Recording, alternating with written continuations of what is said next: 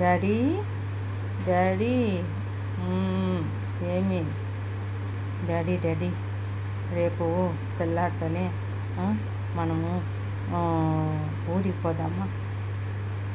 ఎక్కడికి రా? ఊరికి అంటున్నా. అదేమ్మా, మనము ఊరికి పోయే మా ఫ్రెండ్స్ అంతా హాలిడేస్ ఇచ్చారని ఊరికి వెళ్ళారు. అయితే మనం ఊరికి పోవాలా? అవును daddy daddy daddy daddy daddy నువ్వు చెప్పు డాడీ, మనం పోదామా? డాడీ డాడీ డాడీ డాడీ సరే సరే పోదాంలే. ఎక్కడికి డాడీ?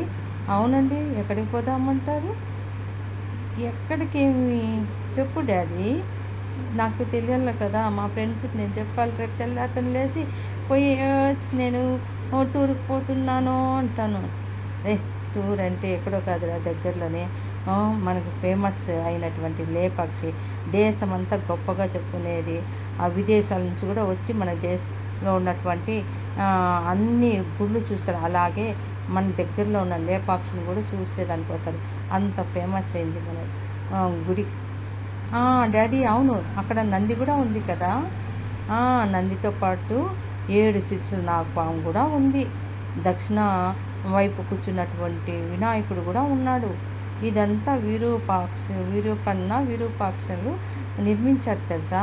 అవునవును, అక్కడ చాలా మంచి శిల్పాలు ఉన్నాయి. మనం వెళ్ళి చూద్దామా? డాడీ డాడీ నేను అక్కడ గద్ద కూడా ఉంది చూసావా? గరుడ పక్షి అంటారు కదా దాన్ని. మా ఫ్రెండ్స్ చెప్పారు, నేను కూడా వస్తాను. ఆ గరుడ పక్షి కూడా చూద్దాం డాడీ. సరే సరే చూద్దాం. ఇప్పుడు పండుకో బుద్ధిగా, తెల్లారితోనే టిఫిన్ అవన్నీ చేసుకుని ఇంకా బయలుదేరిపోదాము.